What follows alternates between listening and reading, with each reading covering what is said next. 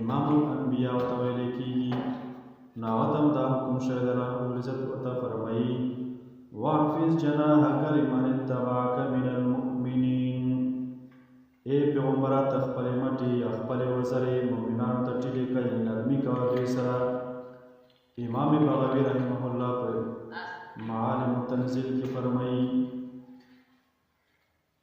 او د دې خبرې مطلب بیان کړی چې واحفظ جناحک مطلب بیان کړی دی ارفق بهم واعلن جانبک لهم. ته د دې خلکو سره نرمي کوه او مهرباني کوه د دوی سره.